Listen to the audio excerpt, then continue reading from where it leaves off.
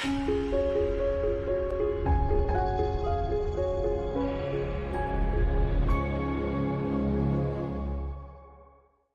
you, Katjana and Jamie, for organizing this and hosting me. Hello, Yeah, everyone. welcome, Sjoerd. Thank you for being here. Thank you. I'm Sjoerd Kranendonk. I will take over the screen sharing just to go over to my presentation. And if everything is all right, you will now see a Scrum Facilitators branded slide.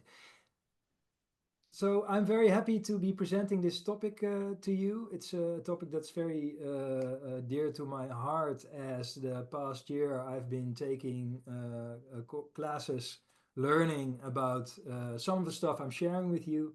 Of course, this is just the tip of the iceberg that we're discussing today in this short presentation, but I'm hoping to plant some seeds for further investigation, because to me this was like really insightful material to help put some things into perspective and also to better understand the way the teams I work with tick, basically. Um, so the title of the talk is Discover the Science of Motivation and Bring Your Scrum Practice to Life. Um, it is a big title, so we're gonna see how deep we go. Um, I am Sjoerd Kranendonk. I've been a PST for about 7, 8 years now. It's a professional Scrum trainer, so I've been doing a lot of training and coaching online with Scrum facilitators during Corona. And now for a few years already, we are very happy that we're teaching almost exclusively on site again. So my online stuff is a bit rusty. I was not sure what to prepare for, what the experience was like. I actually just today checked if my webcam was still working. So you can imagine, like, I almost went back to pre-COVID. So the training wheels are a bit on. I'm very happy to be supported by a good crew. So bear with me if anything is a bit rusty or bumpy, but we'll get there. Um, so when we started the call, when you were coming in, you already saw the slide on about the motivation. Like, why are you here? Some of you shared in the chat already.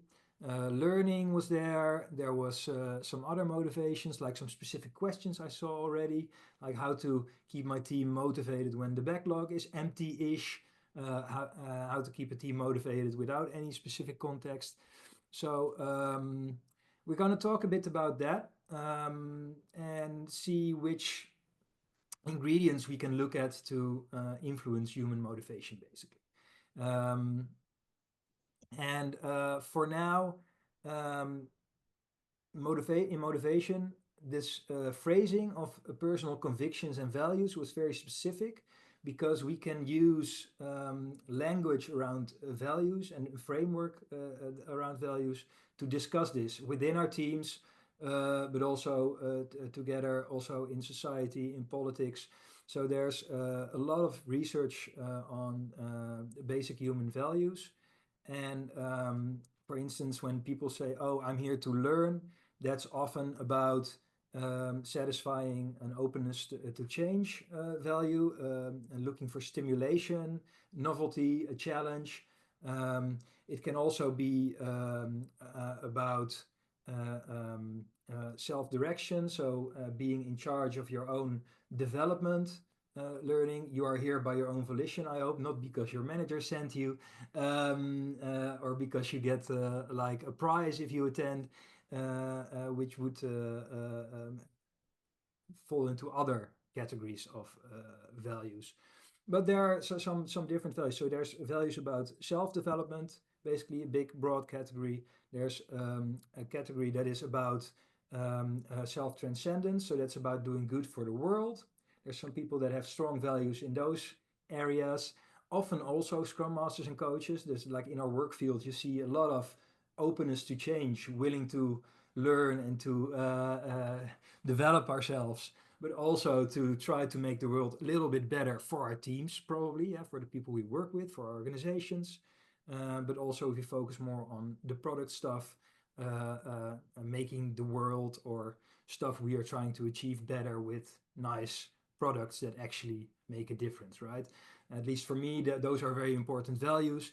But for other people, also self-enhancement values can be more important, and those are more about achievement, so getting status, um, getting personal success according to social standards, stuff like that. You might know some people, maybe yourself, people in your environment, that are obviously more driven by those values. So the beauty of these values, if you look them up, I will provide links later so you can do some research in the PDF of the presentation. Um, every human has these different values. I myself am more driven by self-stimulation and self-direction and self-transcendence, so doing good for the world while actually doing new stuff and learning and developing myself. But that does not mean that I don't sometimes also can make choices based on um, a need for power. If I don't have power in my job, if I cannot influence people or people don't listen to me as an agile coach or scrum master or trainer, then I also cannot achieve my goals of self-transcendence, of making the world a better place, etc. So, but for me, the hierarchy is I want to make the world a better place and learn stuff, uh, and then I want to have some power to do that. So it's less important. For other people, the order can be shifted around. And you see, this is also different in different company cultures, and also different in different cultures around the world. So there's some trends there. Yeah, Jamie shared a nice picture with the thing. I just added this to my presentation now, so I will put this picture also in the presentation, but I don't have it on the screen at this moment. So this is a bit uh, my own chaos in last minute presentation preparation. But this can be a tool to discover that with your teams. And knowing your personal values is very important in motivation science. And we'll get back to that later. So this is the first seed to plant that maybe later you go, oh, now I understand why it's so important, but you might already have some idea. So for the chat, please answer yes, no, maybe, all the time. You know my life to this question. Like, have you ever struggled to keep a team motivated? Some people already answered this, but if you just came in, please.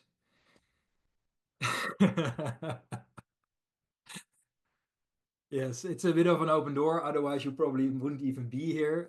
But even if you have motivated teams, you might still want to know how to keep them motivated, right? And know how to not mess it up, basically.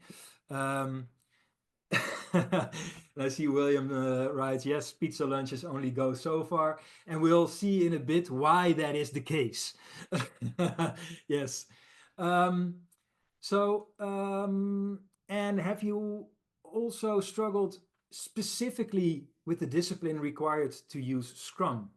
We're here in Scrum Masters of the Universe, so we're talking in a Scrum context. I know for myself that after a while, if people get into a rut of just going through the motions, the motivation to do the hard work required to determine a sprint goal, to check the definition of done thoroughly, to improve quality, to really find improvements in the retrospectives. This can become also problematic, right? So Sabrina's asking, is Scrum an acronym for something? Scrum is a framework, as you can see on the screen. If you go to scrumguides.org, you can read all about it. It's a framework used often for software development, but can also be used for developing other products. So it's a way of working with a set of accountabilities and rules and elements that helps us inspect and adapt continuously and find ways to improve.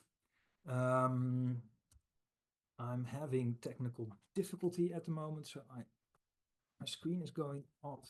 I'm switching really quickly, so bear with me while I do this.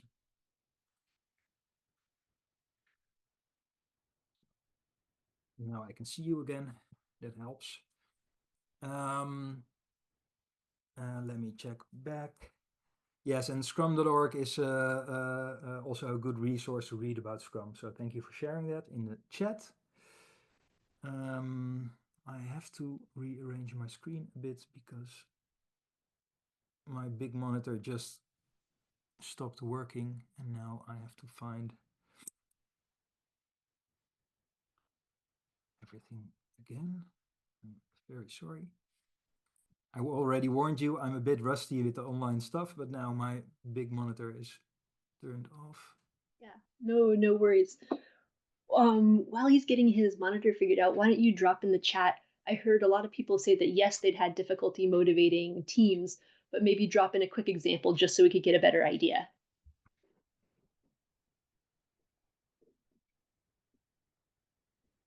I see one example. I had difficulty motivating in a hybrid environment. Yeah, that's definitely hard.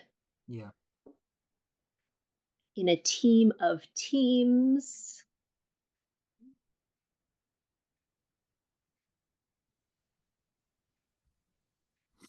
So I'm almost back. Yeah, no worries. You're doing great. And Katiana, because I'm now back on my 13-inch laptop monitor, I'm counting on you extra to check out the chat. I had this all beautifully arranged, but now stuff is gone. No worries. But let's continue. We got this, and all of you are very patient with me, and I am grateful.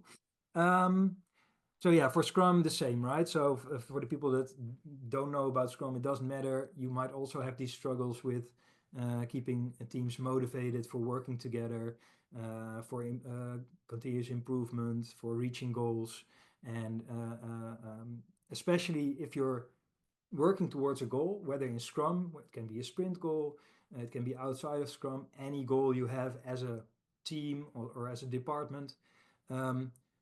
The discipline to work towards a goal and to work together and to do the work is not a problem when everything is going well, right?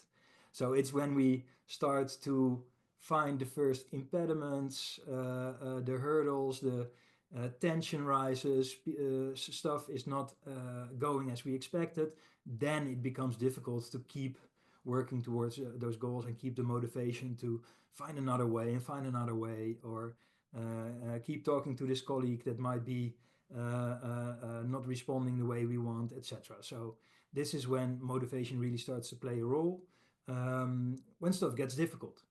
And stuff always gets difficult because that's working with people. I'm not going to say it's your fault, but yes, it's your fault because you're people too. It's also my fault. Let's check and again put in the chat, what do you know about motivation? So there's different sorts, types of motivation. So what do you know about this?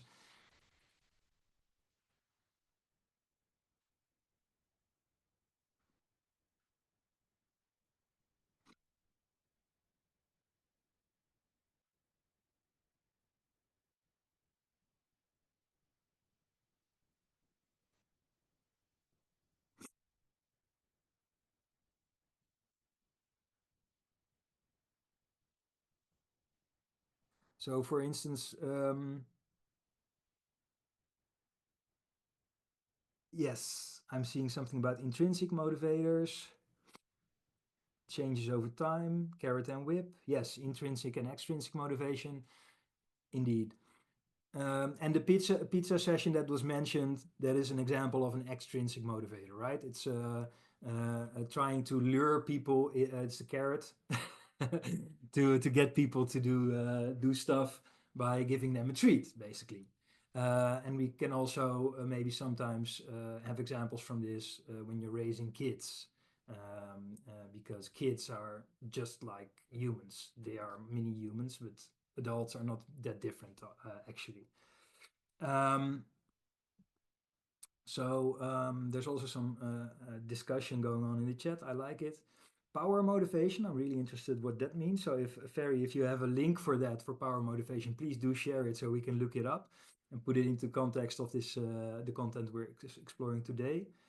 So this is interesting. So we know a little bit about motivation already. There's some knowledge there.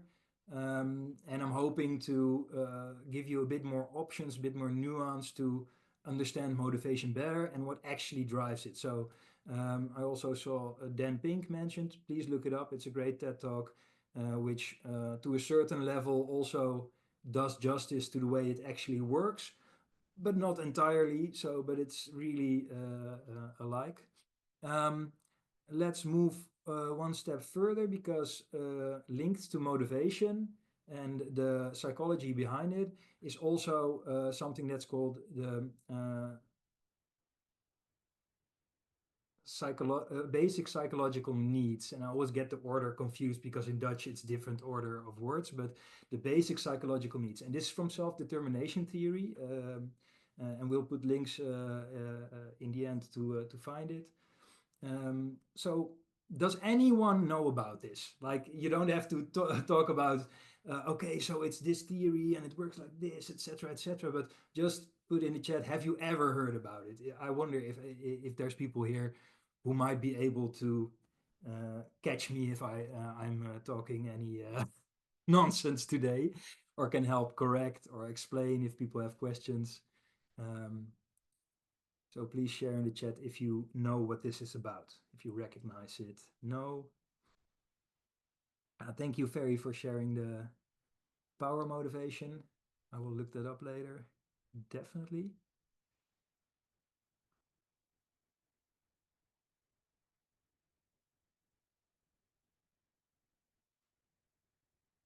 Yeah, so June is saying, is it related to Maslow's hierarchy of needs? Well, yes and no. Just a quick sidebar here. The hierarchy of needs of Maslow was never intended to be a hierarchy. Some consultant made it a hierarchy, uh, and it's also been displaced by, among other things, this theory of self-determination, which has been thoroughly researched. But there can still be some value in Maslow's as a reference for certain things. But Frank Nimmersberg is spot on. It's Ryan and Daisy who coined it first and did a lot of research on it. And in recent years, there's also some researchers from Belgium who are very much into it. And it's a big body of work. It's basically a psychological theory that's been replicated globally. It's interculturally validated, just like the Schwartz values that we mentioned earlier. And it talks about what we need as humans to flourish, basically. So, and what does flourish mean? It means having the energy to undertake things. And having the energy to undertake things means we also have the energy to stay motivated. So this is how these things connect together. So we have knowledge about motivation and different types of motivation.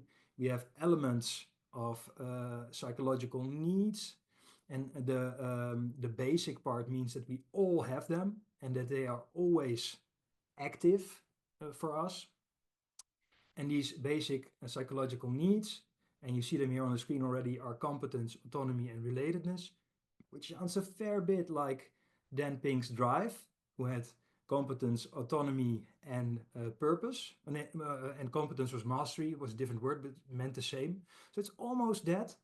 But purpose and relatedness are different, and we'll see a bit later how they are different. And these needs can be either satisfied or frustrated.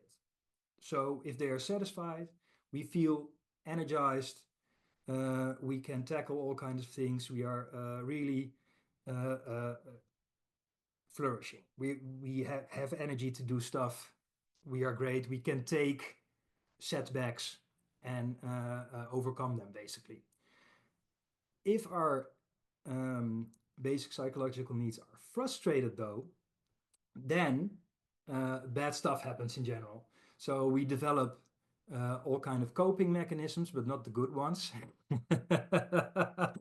So we get frustrated.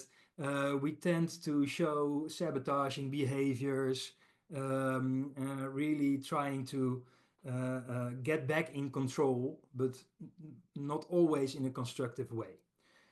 So this can be very important because if we inadvertently create an environment or do things as Scrum Masters, as coaches, as leadership working with teams that create situations that frustrate people's basic needs, then we're basically sabotaging ourselves, our company, etc. So this is quite important to know, not just for us as Scrum Masters, but also as people working with people in general. Let's dive a bit deeper first in that motivation science and the different types of motivation. So in the chat was already the distinction between intrinsic and extrinsic. And while this is a valid distinction, this exists, it's not been disproven or whatever, it is a bit too simplistic. So what is intrinsic motivation? Intrinsic motivation is a motivation that comes from inside and that basically says, oh, this activity is something I like to do because the activity in itself is nice to do. It gives me pleasure. Yes? So for instance, if I play the guitar, and I like to play the guitar, for example, I used to play the guitar, and this is also an example that's in Dan Pink's movie, I think, then it's something I enjoy doing. I enjoy learning it and improving my skill. And this is intrinsic motivation. There's no one who's telling me to play the guitar. I'm doing it because I like that activity. For someone else, it might be different, and they might be playing the guitar because they think, oh, when I'm in a rock band and I can really play guitar, like name a famous guitar player, then I get all the hot chicks. So then that's not intrinsic motivation, and that's extrinsic motivation because you have an external motivation to do this. And if you're playing guitar because your parents tell you to play guitar because they have read that kids who play guitar and have guitar lessons are more successful later in life, then that is also an external motivation. But it's not the same. So the external motivation of your parents telling you to play guitar and maybe even putting a consequence on it like, oh, you're not getting any pocket money if you don't practice, is different than the external motivation of me as a kid in my teens thinking, oh, look at that rock star, they're getting all the attention, I want that too. So that's a different motivation. So extrinsic is not one category. So what we found out is that there's more than just extrinsic. There's grades. So basically, what you see here is quite some information. So I'm going to walk you through it. So what you see to the right of the screen is the intrinsic motivation. Things you do out of interest, pure enjoyment, inherent satisfaction. This is internal. There's nothing outside you telling you to do this. This is something you want. You're driven to do this. Then we have the big range of extrinsic motivation, and we'll go into the different parts of it. And then on the other side, all the way to the left, we see amotivation. Amotivation is the opposite of intrinsic motivation. It's actually a lack of motivation. So in your daily life, you might not experience this too much in your private life, I hope, but some of you might be familiar with stuff in your work that you're doing or have been told to do in your work as part of your work, but you actually don't know why it's important or why you're even doing it. You're just doing it because someone once told you and you don't even know anymore why. So then there's no value and it's impersonal, you're just doing it. And often this is also not stuff that you are motivated to do with quality in any shape or form. You will drop it if there's any time pressure, etc. So then we have in between this intrinsic motivation and amotivation, a whole spectrum of extrinsic motivation.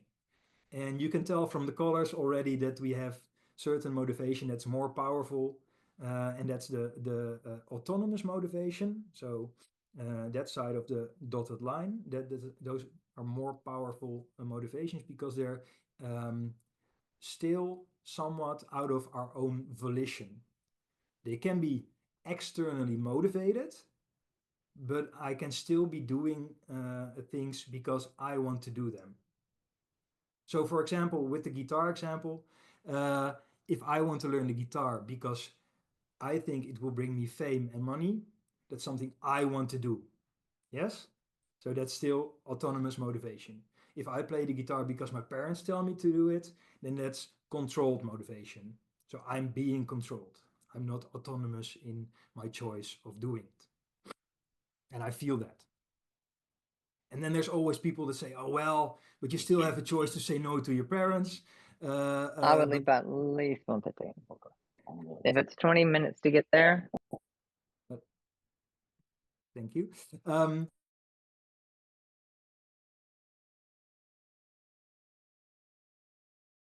Yes, I'm unmuted again. So yes, you can resist, but there will be consequences, right? So you won't get any pocket money, etc. There will be a pressure on you to comply. And this pressure to comply, we can see that as external regulation. You see it also there. There's external rewards or punishments. You are pressured to comply, and you are basically reacting to someone or something else to do stuff. So the motivation is truly as external as possible. So if we move one step to more less external pressure, we have introjection, and this is ego involvement. So this is stuff you do, and with the guitar example, it can be this if you do it for the fame, because you want the appreciation of other people. So then it depends, am I motivated to play guitar because I think and I'm very convinced that it's valuable. My personal value is having a certain fame and respect of people, or am I doing it because I see other people doing it and I just want to join the club? If it's the latter, then it's introjection.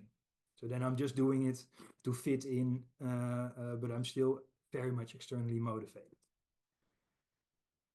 So if we go to identification, then it's about personal importance, about my own goals. So there's already some internal. This can be, I'm playing the guitar so I can play on the streets and get some money so I can buy something I want. Yes, this is purely my own goal. I'm learning the guitar so I can make some money. But I'm not playing the guitar because I enjoy it, right? And then the integration is about really congruence and consistency. And this means that playing the guitar is important to me because it aligns with my values of being a creative person.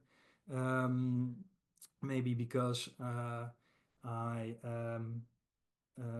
value playing guitar with my daughter and it gives me a sense of community, stuff like that, that will be more integrated because that aligns with my values of family, etc. So there's different ways of the playing guitar can be motivated. And they can also be combined.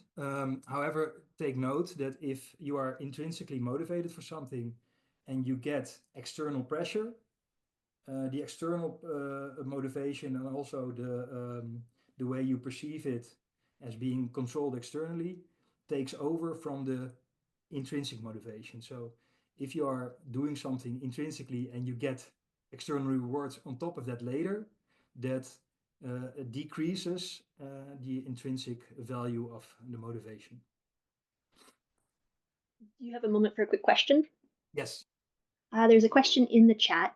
How intrinsic and extrinsic motivation can be applied in team settings, and if a common intrinsic or extrinsic motivation holds for an entire team. Yes, this can be. This is mainly through working with goals, in my experience. So if we set certain goals, goals are things we want to achieve, and goals need motivation to be pursued consistently in the face of struggles. So if you make sure that the team members know about their own value systems, for instance, and which values they think are important, and know the values that are connected to the goals and how people individually contribute to those goals and the values they are trying to they are aligned with, then this will mean that it's easier to be in the autonomous motivation range for people working on this goal, because they will feel aligned with their personal beliefs and goals and the goal we are trying to achieve as a team or as a company. And this helps a lot, even if the values are not your most personal important values, because for instance with the Schwartz values that I mentioned earlier, we all have them, we just have them ranked differently. But if we know that a certain value that might be lower for me personally is contributing to the company goal or the team goal at the moment, we can easier feel autonomous motivation to pursue this goal because we can put it in that perspective. So that's a way that it can help in team motivation. However, this thing is not the only one. We have the other part of the psychological theory, and that's the self-determination theory. So moving to that, we have this 3 basic psychological needs, and there's a bonus. So there's a 4th candidate need. But let's first look into this 3 basic needs. So we have the need for competence. And this aligns also with some parts of intrinsic motivation, right? So we need to gain mastery and control of our own lives and our environment. And this is essential to wellness, to feel in control, to not feel pushed to do certain things, but be choosing certain course of action of our own volition. We also see this in the Scrum framework because, for instance, sprint planning in the Scrum framework is about the team, the developers, selecting work that they think they can achieve and that will help achieve a certain goal. So if teams know their own contribution to the things we are planning, then this satisfies the need for competence. Autonomy is really similar to it. Actually, I made a small mistake. The competence is about knowing your contribution to the goals we achieve and seeing a contribution and developing your skill. And autonomy is about that control of choosing which things to do. So that's about developers self-organizing to make a plan for the sprint, basically. And this doesn't mean that we never, that we only do what we like, right?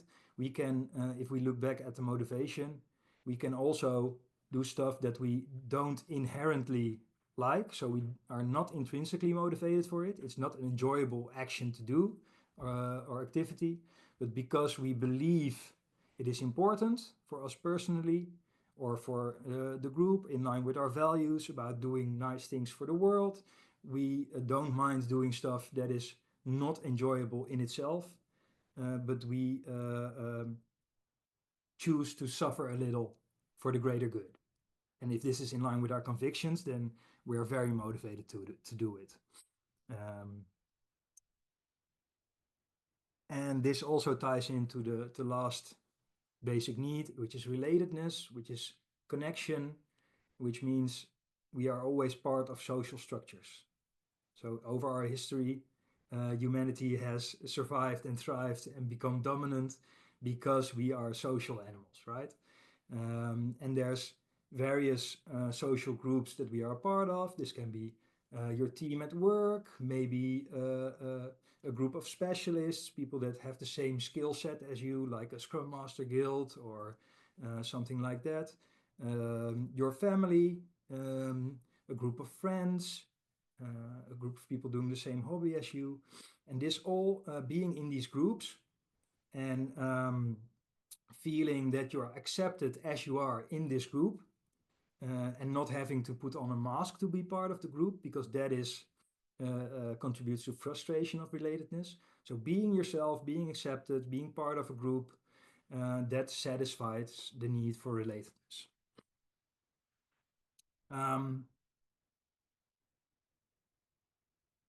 And then we have the justice and the or the sense of fairness, and this is a candidate. So this is not, if you look for self-determination theory and the basic needs, you will not find it in the research by Ryan and Daisy yet.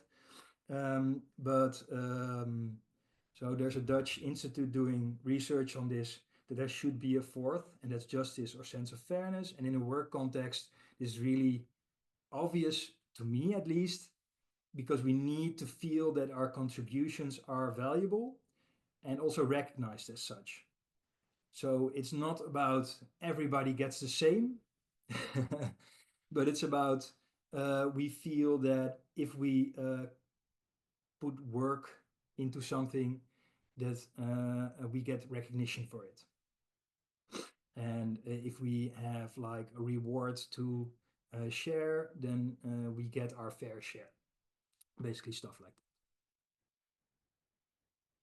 that.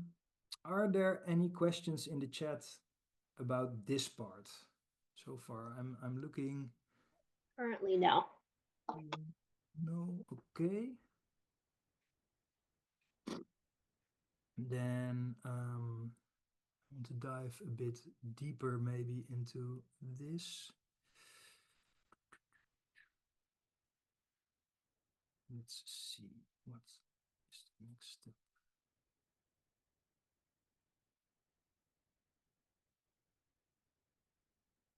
So let's see about this, because this was the promise, right? How can we use this knowledge to improve our Scrum team's effectiveness? Because that's basically the role of us as Scrum Masters. Our accountability, our goal as a Scrum Master is make sure the teams work in an effective way with Scrum.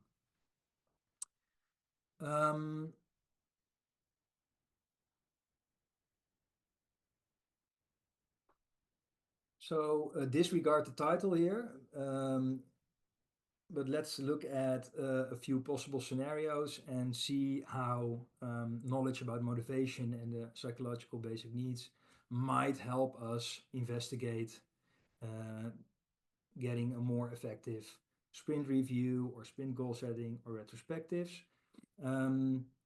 Please post in the chat which of the 4 scenarios you'd like to explore. So which speaks most to you, and we'll see which one we'll go into. So are you more interested in exploring how you can add the retro rut, the daily Scrum, some stuff happening?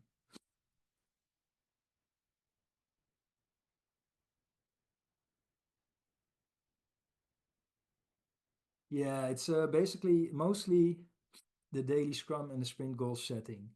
So let's start with the daily Scrum. I have to. I'm a bit frustrated that my screen is not allowing me to be as competent as I want to be on this presentation. But anyway, so let's check it out. So basically the challenge is, for the daily Scrum, how can we increase the fulfillment of our basic needs and prevent frustration in the way we organize it, right? In the way we approach it. And how can this help us potentially move the motivation towards more autonomous styles of motivation? So with the daily Scrum in mind, let's go back to that motivation continuum, for instance. So to keep people motivated and take ownership of the daily Scrum, we first need to know what the purpose of the daily Scrum is.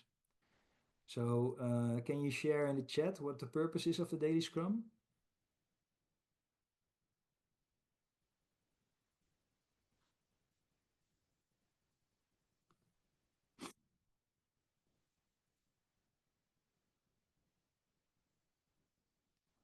I see status, sync your work plan, remove impediments. Senda is the first to give the exact correct answer. Inspect progress toward our sprint goal. So in the daily Scrum, in Scrum we are always working toward a goal, if we're doing it correctly at least.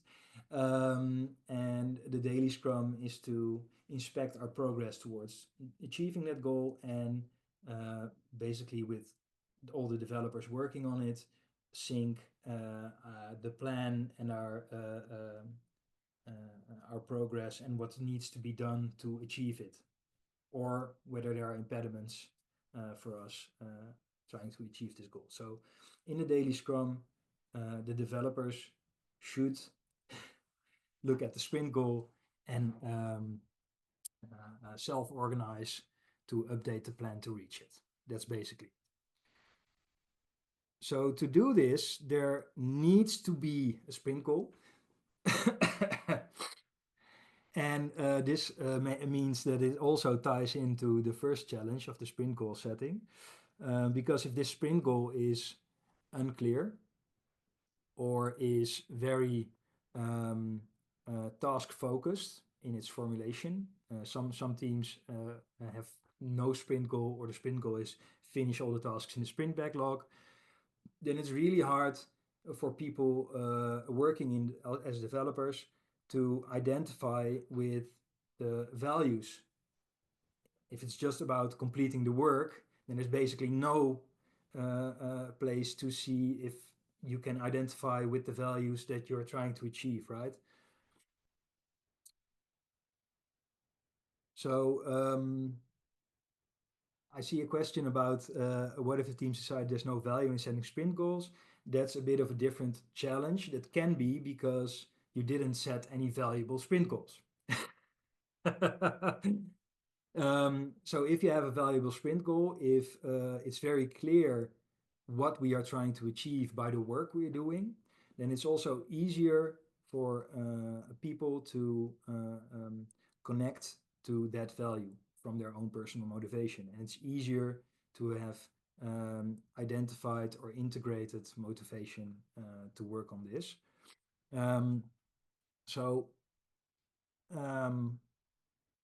That's one point. Another point is people can get frustrated through a lack of supporting of their needs. So let's move to that information again to inspect that together. So, for instance, if your developers are not feeling any autonomy in updating the plan they have for reaching the goal, because, for instance, they have very specific rewards or punishments attached to achieving like 100% delivery of planned features, and they don't experience autonomy to update the plan and maybe make changes because they found out new stuff compared to when they made the sprint planning, then they also will be less motivated to really have a constructive daily Scrum, because it doesn't matter. In the end, they know if something changes, they will get punished, or will get maybe no reward or whatever. It can also be that if the sprint goal is not very clear, or there's no coherence in the items they're working on, so there's no real focused goal, but it's like achieve this, that, and it's totally unrelated, that it's also hard to see how you are contributing to the goal, because it might be that just 2 out of 7 team members are actually doing work that contributes to a goal that we set. Then it also means that people are less motivated to discuss about this goal because they are not contributing to it. So we can inspect through these lenses and see how the environment we have and the goal we chose and the way the team is working, whether that's supporting of their needs, and whether that's sufficient to achieve autonomous motivation. I hope this helps a little. I can also imagine there are still some questions about this, so please keep working on the chat. Yes, in the chat we have one related question. Yes. Asking how leaders can balance empowering the teams, so autonomy, with providing enough direction, goals to keep the team aligned. Yes. This is a big challenge because teams need some sort of direction.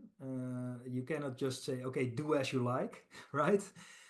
Because then it's also really hard to know what to self-organize to. This is not related to motivation science per se, in my opinion, but just a fact that if you want to have a group of people collaborate towards a common goal, you need to have a common goal. And it helps if leadership is able to at least set a direction for this. In Scrum, of course, and then I'm going just purely back to Scrum, we have the different accountabilities of the product owner and the developers. So the product owner has the accountability of maximizing value and does this by identifying future developments of the product, potential bits of value, maybe new target audience or new functionality that can support new behaviors of our target audience, so our product can support their behaviors better. For instance, we now have a product that makes stuff like easier to do, like a ChatGPT. It can generate answers to all of our questions. For instance, at some point they added the ability to generate images also from ChatGPT, right, without going to a separate app. This satisfies a new need. So you can set a goal in that direction, like, oh, we see that there's also lots of people using tools to generate images. Maybe we can make it easier for them by integrating it into an app that's more text-based, that's also used a lot by the same user group. So leadership can set these kinds of goals, focusing more on broad strokes, more on the functionality and what the benefits are for people, and the developers can self-organize, the team can self-organize about how to implement this. So what is technically needed to integrate this functionality, to develop this functionality into the already existing application in this case. So in this way, we still support autonomy because the team can by themselves choose in which way they reach this goal. They can even, if you're doing Scrum properly, in refinements, product backlog refinements, in planning, discuss with a product owner who's setting these goals about, okay, so you're setting this goal, but using this technology, we can make the functionality such and such that we can also satisfy other user needs or have other target audiences that we can also reach. So Scrum invites people to contribute to the goal, to discuss it, but also to autonomously decide how to achieve it.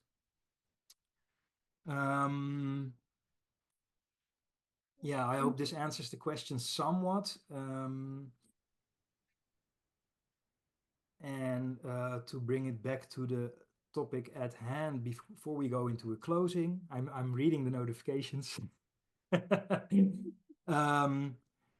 You can also look at the way these interactions are going to see if you do, as a leader, give your developers, the people you work with, the space to develop their competence. So can they pick up new and challenging stuff that might not deliver guaranteed, but they can learn and develop new skills from it, because this satisfies their need for competence.